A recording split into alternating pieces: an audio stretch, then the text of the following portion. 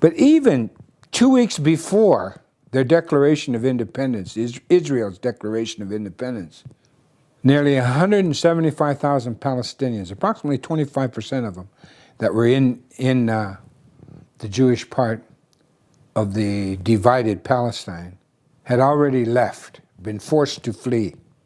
Most of the fighting in those months were concentrated in Jerusalem, Tel Aviv, Tiberias, Haifa, Jaffa, and all the coastal regions. Just like they're doing now in Gaza. They allegedly targeted so-called leaders of the patriotic Palestinians who are trying to stay in their homes.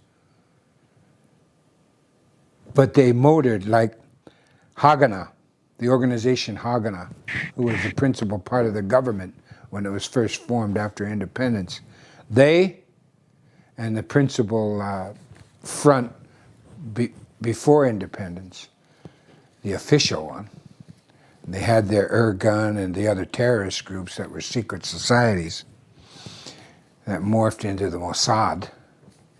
So you have them targeting, exiting Arabs who are leaving their villages and allegedly killing. They targeted houses, just like in Gaza. Nothing's changed for the Palestinians. Since 1948, nothing has changed. And before 1948, they're killing men, women, children, and old people, and saying they're targeting the leaders. What? Collateral damage. By the way, the Nazis and their policies against the Jewish people, the gypsies and the homosexuals, bred and born on Indian reservations in America. That was American Indian policy. And now what you have in the White House is a buffalo soldier.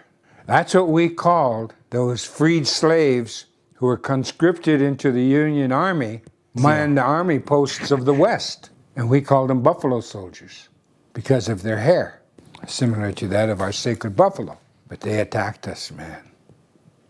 And now we got a buffalo soldier in the White House. His chief of staff is a Zionist patriot. The cleansing of Palestine remained the prime objective of the plan Dalet. That's actually was the plan, Dalet. And the phrase for removing the Palestine, cleansing.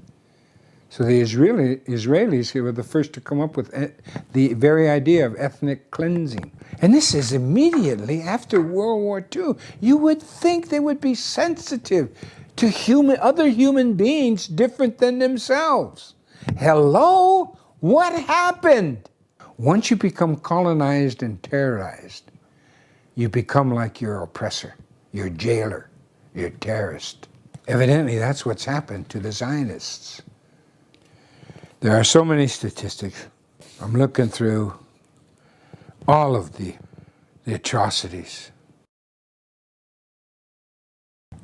My friends, my allies, 8 pages of truth. We're going to post this on the Republic of Lakota website. I want you to read it. But again, I want to remind you what I said at the top of this. We need you to bombard CNN with emails on getting out the truth about what's happening in Palestine. We need it. Let's stop this American Indian policy now that's going on internationally. Iraq, as I've said before, is the new Indian reservation. Afghanistan is going to become one, if it isn't already, and so is, they've got their tribal governments in place. And we need you to get a hold of colleges and universities and demand Palestinian/Israeli history. And not by the Zionists, but by the truth. We want the truth. and it's available.